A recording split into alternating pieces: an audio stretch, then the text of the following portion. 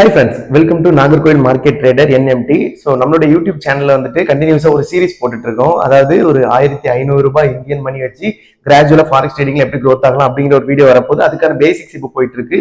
So இன்னைக்கு வந்துட்டு நம்ம இந்த வீடியோல எதை பத்தி பார்க்க போறோம் அப்படின்னு பாத்தீங்கன்னா இந்தியன் மார்க்கெட், ஃபாரெக்ஸ் மார்க்கெட் இது ரெண்டுக்குள்ள வித்தியாசம். நம்ம ஏன் ஃபாரெக்ஸ் மார்க்கெட் பண்றோம்?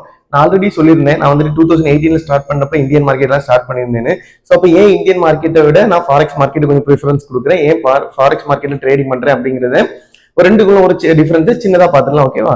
சோ பாத்தீங்க அப்படின்னா உங்களுக்கும் ஒரு சின்ன கிளாரிட்டி கிடைக்கும். சோ இந்த வீடியோல வந்துட்டு நம்ம ரெண்டுக்குள்ள டிஃபரன்ஸ் மட்டும் தான் பார்க்க போறோம். அண்ட் இதை விட இது பெனிஃபிட்டா, இதை விட இது பெனிஃபிட் அப்படின்னு கேட்டீங்கன்னா அது வந்துட்டு நீங்க வீடியோ பார்த்து முடிக்கிறதுக்குள்ள கண்டிப்பா தெரிஞ்சிடும். சோ உங்களுக்கு தெரிஞ்ச இதை பத்தி ஆல்ரெடி தெரிஞ்சிருந்தா கூட நீங்க வந்துட்டு இதை பத்தி கொஞ்சம் லைட்டா தெரிஞ்சு வச்சுக்கிறது ரொம்ப நல்லது. ஓகேவா? ஏன்னா நம்ம வந்துட்டு பேசிக்ஸ்ல இருந்தே போகணும் அப்படிங்கறது என்னோட கான்செப்ட். டக்குன்னு சொல்லிட்டு என்னாலையும் எடுத்து சொல்லிட முடியும். பேட்டர்ன் இது, இண்டிகேட்டர்ஸ் இது அப்படின்னு சொல்லிட்டு ஸ்ட்ராட்டஜிஸ் என்னாலையும் அதுக்குள்ள டக்குன்னு போக முடியும். பட் கொஞ்சம் பேசிக்ஸ்ல இருந்தே வந்தாச்சுன்னா கொஞ்சம் ஈஸியா புரியும் அப்படிங்கிறதுக்காக தான் நம்மளோட கான்செப்ட் பிகினர்ஸ் எல்லாருக்கும் புரியுது. ஆல்ரெடி ப்ரோ ட்ரேடர் நான் அப்படின்னு சொல்றவங்களுக்காக விட பிகினர்ஸ்ல இருக்கிறவங்களுக்கு ஈஸியா புரிஞ்சிடணும் அப்படிங்கிறதுக்காக தான் நான் வந்துட்டு இப்படி பேசிக்ஸ்ல இருந்தே வரேன். ஸோ ஓகே, இந்த வீடியோ ஃபுல்லா பாருங்க. ஓகேவா? சோ இந்தியன் மார்க்கெட் வந்து ஃபாரெக்ஸ் மார்க்கெட் ரெண்டுக்கும் என்ன வித்தியாசம், இதுல இருக்கிறது என்னது அதுல இல்ல, அதுல இருக்கிறது என்ன இதுல இல்ல அப்படின்னு பாத்தீங்கன்னா ஃபர்ஸ்ட் டைமிங். நம்ம இந்தியன் மார்க்கெட்ல வந்து லிமிடெட் டைம் டு ட்ரேட், அதாவது இந்தியன் மார்க்கெட்ல வந்து ட்ரேட் பண்றதுக்கு லிமிடெட் டைம் உண்டு. அதாவது காலையில ஒரு 9:15 இருந்துட்டு ஈவினிங் வந்துட்டு ஒரு 3:15 வரைக்கும் தான் நம்மளோட ட்ரேடிங் டைம் இருக்கும் இந்தியன் மார்க்கெட்ல.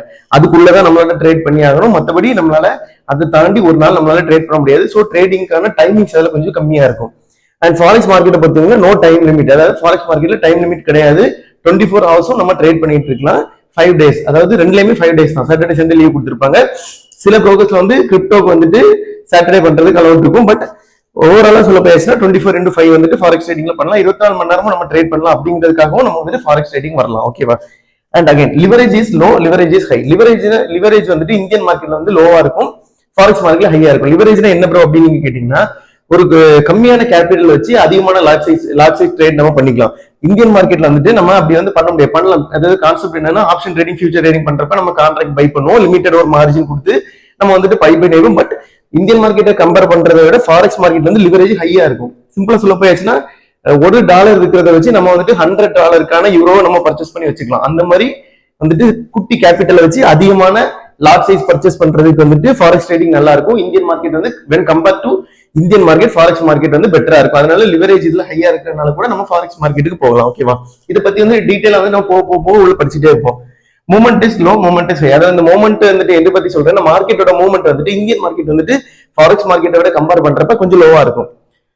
சிம்பிளா சொல்ல போயிடுச்சுன்னா நம்ம இந்த சார்ட் பார்க்கறோம்ல, அதுல அந்த கேண்டில்ஸோட அந்த மூவ்மெண்ட் வந்துட்டு, அதாவது மார்க்கெட்டோட மூவ்மெண்ட் அதுதான். நம்மளோட ஃபாரெக்ஸ் மார்க்கெட் வந்துட்டு கொஞ்சம் ஃபாஸ்டா இருக்கும். இந்தியன் மார்க்கெட் வந்து கொஞ்சம் ஸ்லோவா இருக்கும் when compare to forex market. அங்கேயும் ரொம்ப ஸ்லோவா இருக்கும் அப்படிலாம் கிடையாது. குறிப்பிட்ட பேஸ் நிஃப்டி எல்லாம் இருக்கதான் செய்யும். But when compare to forex market பண்றப்ப வந்துட்டு ஃபாரெக்ஸ் மார்க்கெட்ல வந்துட்டு கொஞ்சம் அதிகமான மூவ்மெண்ட்ஸ் கொஞ்சம் ஃபாஸ்டா இருக்கும். ஸோ அதனால கூட நம்ம ஃபாரெக்ஸ் மார்க்கெட் போய்க்கலாம். ஓகேவா? And brokerage fees is high, brokerage fees is low. So forex Indian மார்க்கெட்டை பொறுத்தவரை brokerage வந்துட்டு கொஞ்சம் அதிகமா இருக்கும். நம்ம இப்போ 0 பண்ணிட்டு இருக்கோம், ஏஞ்சல் 1 பண்ணிட்டு இருக்கோம், 50 பைசா பண்ணிட்டு இருக்கோம். ஸோ இதுல வந்துட்டு பாத்தீங்கன்னா brokerage வந்துட்டு நம்ம வித்ட்ரால் பண்றப்ப, டெபாசிட் பண்றப்ப கொஞ்சம் அதிகமா இருக்கும் when compared to forex market. Forex மார்க்கெட்ல brokerage இல்லையான்னு கேட்டீங்கன்னா இருக்கு. பட் ஸ்ப்ரெட் அப்படின்னு சொல்லிட்டு ஒரு கான்செப்ட் வச்சு நமக்கு ஃபாரெக்ஸ் மார்க்கெட்ல சிம்பிளா ஒரு 2 பிப்ஸ் 3 பிப்ஸ் வச்சு போயிடும். ஸோ அது வந்து நம்ம போக ட்ரேடிங்ல கத்துறேன். when compared to Indian market, forex மார்க்கெட்ல வந்துட்டு brokerage fees வந்து கொஞ்சம் கம்மியா இருக்கும். ஸோ அதுக்காக கூட நம்ம ஃபாரெக்ஸ் மார்க்கெட் சூஸ் பண்ணிக்கலாம். ஓகேவா? And again expiry date, no expiry date. Indian மார்க்கெட்டை பொறுத்தளவுல ஒரு எக்ஸ்பைரி டேட் இருக்கும். இன்வெஸ்ட் பண்றப்ப வந்து நம்ம ஷேர் வாங்கி வைக்கிறோம் வேற, ஆப்ஷன் ட்ரேடிங் ஃபியூச்சர்ஸ் எல்லாம் போறப்ப நமக்கு ஒரு எக்ஸ்பைரி டேட் இருக்கும். பட் ஃபாரெக்ஸ் மார்க்கெட்ல வந்து no expiry date. Expiry date அதாவது நம்ம ட்ரேட் பண்றோம்னா அதுக்கு எக்ஸ்பைரி அப்படிங்கிறது ஃபாரெக்ஸ் மார்க்கெட்ல எக்ஸ்பைரி இல்ல அப்படின்னாலும் நமக்கு அது வந்து தேவைப்படாது. ஏன்னா நம்மளோட ஒரு குறிப்பிட்ட ட்ரேடுக்கு நம்ம ஸ்டாப் லாஸ் வச்சிருவோம், நம்ம ப்ராஃபிட் பண்ணிடும். ஸோ நம்ம வந்து அதை ரொம்ப ஹோல்ட் பண்ண போறது கிடையாது. அதனால வந்துட்டு எக்ஸ்பைரி டேட் வந்துட்டு இதுக்கு கிட்டத்தட்ட வந்துட்டு சேம் தான். ஓகேவா? And more capital required, limited capital required. அதாவது இந்தியன் மார்க்கெட்டை பொறுத்தவரை நம்ம வந்துட்டு கொஞ்சம் அதிகமா ப்ராஃபிட் பண்ணணும் அப்படின்னா கேபிட்டல் வந்துட்டு when compare to forex market கொஞ்சம் கேபிட்டல் அதிகமா தேவைப்படும். ஃபாரெக்ஸ் மார்க்கெட்ல வந்துட்டு கேபிட்டல் கொஞ்சம் கம்மியா இருந்தாலும் அதான் நான் சொன்னேன், இந்த லிவரேஜ் அப்படின்னு சொன்னதுல அது வந்து ரெண்டுக்கும் கரெக்ட் தான். இந்த கொஞ்சம் கேபிட்டல் இருந்தாலும் அதிகமான லார்ஜ் சைஸ் பர்ச்சேஸ் பண்ணிக்கலாம். பட் இந்தியன் மார்க்கெட்ல வந்து நம்ம அப்படி பண்ண முடியாது. ஓகேவா? இது வந்துட்டு ரெண்டுலயுமே கேபிட்டல் இருக்கணும். அதுக்குன்னு சொல்லிட்டு இதுக்கு கேபிட்டல் கம்மியா இருக்கு அப்படி கிடையாது. கேபிட்டல் ரெண்டுலயுமே இருக்கணும். But when compare to Indian market, forex market கொஞ்சம் கேபிட்டல் கம்மியா இருந்தாலும் நம்ம வந்து ட்ரேடிங்ஸ் வந்து பண்ணிக்கலாம். ஓகேவா? ட்ரேடிங் பண்ணி கொஞ்சம் அதிகமான ப்ராஃபிட்ஸ் எடுத்துக்கலாம். லாஸ் ஆனாலும் ஒரேடியா லாஸ் ஆயிடும். அது ஓகே.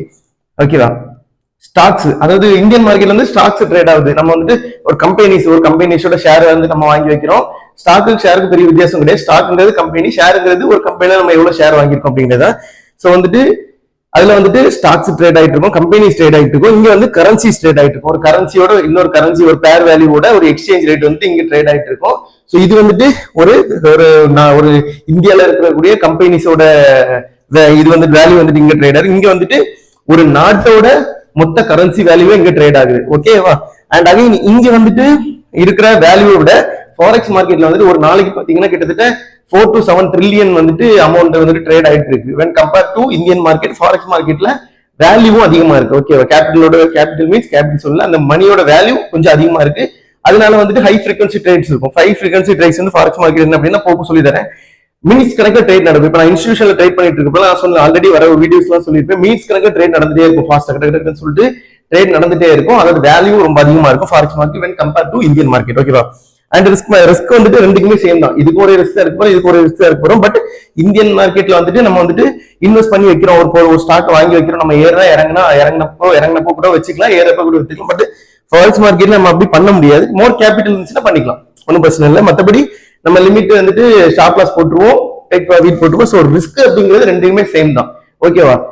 ரெண்டுக்குமே சேமா தான் இருக்கும். ரிஸ்க் மேனேஜ்மெண்ட், மணி மேனேஜ்மெண்ட் ரெண்டுக்கும் சேமா தான் இருக்கும். ஓகே, சரி, ஓகே, அவ்வளவுதான். இதுல நான் ஏதாச்சும் விட்டுருக்கேன் அப்படிங்கிறது எனக்கு தெரியும். ஏதாச்சும் ஒன்று ரெண்டு விட்டுருக்கேன் அப்படின்னா அடுத்து வரக்கூடிய வீடியோஸ்ல வந்துட்டு நான் கண்டினியூஸா சொல்லிட்டே இருப்பேன். ஓகேவா?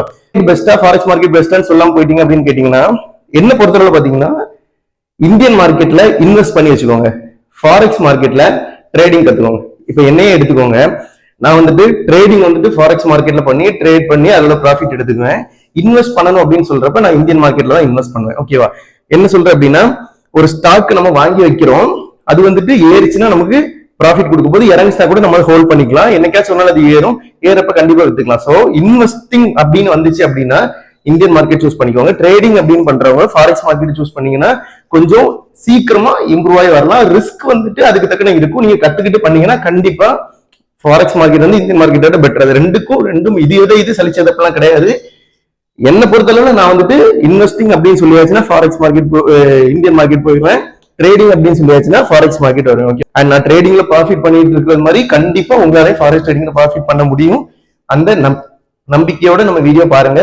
ஓகே, தேங்க்ஸ் ஃபார் வாட்சிங் வீடியோ. கீப் வாட்சிங் ஆல் வீடியோ. இன்ஸ்டாகிராம்ல போய் ஃபாலோ பண்ணி வச்சுக்கோங்க, யூடியூப்ல சப்ஸ்கிரைப் பண்ணி வச்சுக்கோங்க.